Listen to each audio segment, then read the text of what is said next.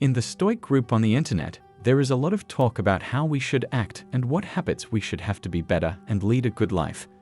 But we don't talk much about the bad habits we already have that are ruining our life. There are two vices much darker and graver than the rest: lack of persistence and lack of self-control. Epictetus said, "Hold on and resist." Epictetus knew that the key to living well is to persist and resist. To persist means to never stop working toward our goals and to act in the right way, even when we don't feel like it. It means coming up with new ways to act that make us better. That's why we need to be persistent. Making good habits isn't easy. Resist is the other key. Resistance means escaping harmful urges and bad habits. To avoid things that don't make sense to us, we need to master our minds. There are a few movies on this channel where I talk about good Stoic habits, but I haven't yet talked about the things we should avoid, the things we should resist, and the ways of life we should not follow. The best time to start is now.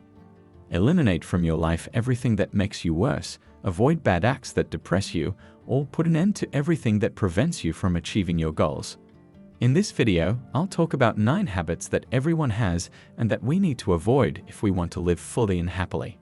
Before we start, I'd enjoy it if you could like the video. That way, you can help me make this theory accessible to more people. Sign up and click the bell if you don't want to miss a video. Do not waste any more time. According to Seneca, we complain that our days are few, but we act as if they were infinite. Seneca thought a lot about how long life lasts and came to the conclusion that many of us don't really live, we just survive. When we feel lazy, we postpone the things we need to do and waste time doing things that don't help us. We don't realize that time is the most important thing we have, but we act as if we will live forever. Nothing can promise that you will be living or able to do what you want to do tomorrow. Marcus Aurelius said, "You could stop living right now. Let that determine what you do, say, and think." This thought about time should make you not waste it and value it the way it deserves. When we start to value the time we have, we can start living a good life. 2. Don't hold on to things mentally. The Stoics thought that we need to learn to let go, both emotionally and physically. Do not punish yourself for a mistake you made in your life. Don't make the same mistake twice. It doesn't help to feel guilty and sorry. This does not mean it is wrong to feel these emotions. They help us understand that we have acted incorrectly. However, we shouldn't let these emotions continue to bother us once we have realized that we acted incorrectly and learned from the situation so that we don't make the same mistake again. We all make mistakes. Don't let them bother you too much and always look for ways to learn from them. 3. Don't put things off anymore. According to Marcus Aurelius's Meditations, you could do something good today, however, you choose to do it tomorrow. In Seneca's words, all fools are alike in that they are always getting ready to begin. We would rather say, "I'll do it tomorrow," than "I'm never going to do it." Even though we postpone things all the time, we never actually do them. Get things done right now. Even if it makes you lazy, what's the point of postponing something you need to do? The things you should do now are always better for more than one reason. The first reason is that we only have so much time, and the second is that resting is more fun after you've taken care of your responsibilities. You feel bad when you postpone something out of laziness because you know you should be doing something else rather than resting. Because you know you don't deserve it, you don't enjoy rest the same way you used to. The worst thing is that you will have to carry out that duty at some point, so postponing it will not help you at all. There aren't many feelings better than the happiness of a job well done, and that means doing it right on time, not then. 4. Quit looking for financial gain or recognition in everything you do. Stop thinking that other people need to thank you for what you do for them, or that they need to compliment you on what you have accomplished if you have done something well, helped someone, or succeeded with something. The only thing you will make happen is pain.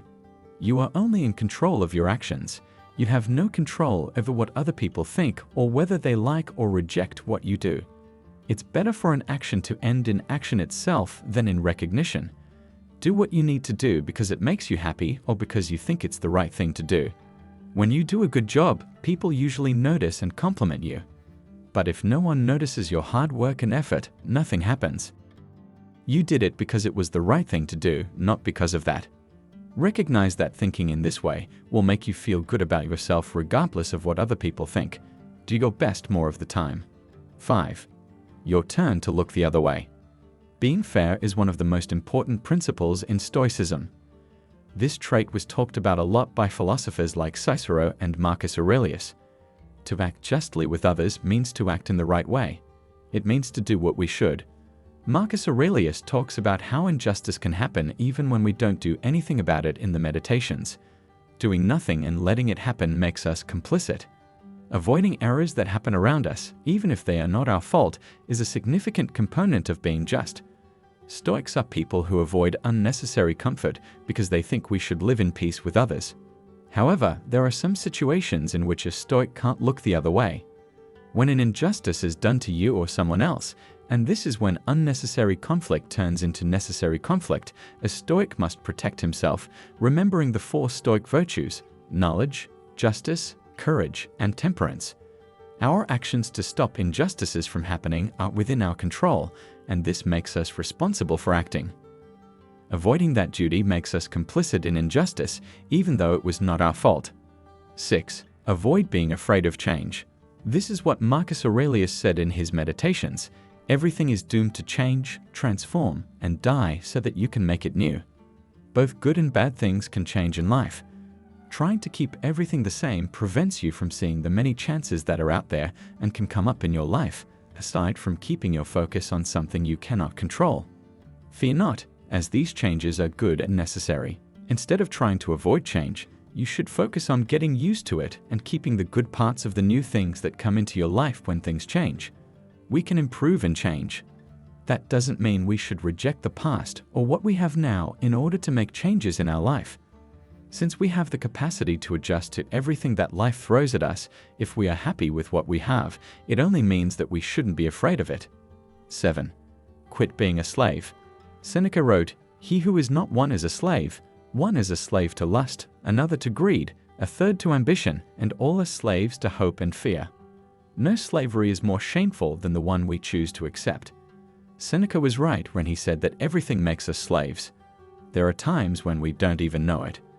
We've forgotten that in order to be truly free, we need to have complete control over our mind so that we can resist the pressures in life. Sticking to a routine is the best way to get freedom and master our minds. It will be harder for some than for others, but we must all remember ourselves every day that we are in charge, not our urges, or, in Epictetus's words, no man is free unless he is master of himself. 8. Don't settle for average, try for greatness. Ask yourself, have I given my best? Every time you do something in your life, if you think about your life, you will realize that you did not give your best in many situations. The question is, why are you doing a thing that doesn't deserve your best? And if it does, why didn't you give it your best? When you do something, ask yourself this question. Always try to do your best. We have no control over how well we perform, whether we win or lose, or whether we will receive recognition for our efforts. But we can try our best and do our best in everything we do. That is something we can control. Aside from what we can control, nothing else should matter to us. When you have the capacity to do something extraordinary, why settle for something average? 9. Don't let anxiety take control of you. Alexander the Great wrote in Meditations, "Today I escaped from anxiety." Maybe not. I threw it away because it was inside me, in my own thoughts, not outside. You are the only one responsible for your anxiety because it is born inside of you as a result of your thinking about your future problems, not outside events. Being anxious doesn't help you or make you feel better. It doesn't even help you fix the problem. It's just a thought that makes you feel bad, thinking about what might or might not happen in the future. Know that you've made it through worse situations before, no matter what happens in the future or how unclear your life is. Think about the worst thing that could happen and separate the things you can control from the things you can't. You'll often realize that the situation isn't as bad as you thought it was. Do you want to break any bad habits from your life? Thanks for your message. I look forward to reading it. I hope this video will help you break bad habits from your daily life that are detrimental to your health.